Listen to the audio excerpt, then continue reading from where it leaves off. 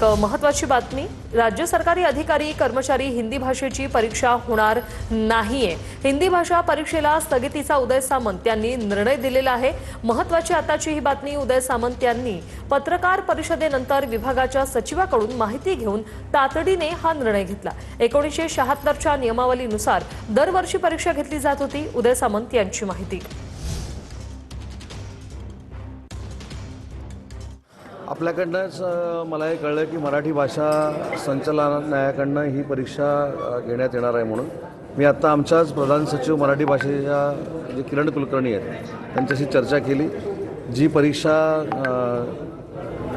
हिंदीची लावलेली होती त्याला स्थगिती दिलेली आहे आणि भविष्यामध्ये ही हिंदीची परीक्षा आवश्यक आहे का ते मी राज्याचा मराठी भाषेचा मंत्री म्हणून पडताळून बघणार आहे आणि जर आवश्यक असेल तर कंटिन्यू करू, जर आवश्यक नसेल तर ही हिंदीची परीक्षा न घेण्याचा निर्णय आम्ही घेणार आहोत।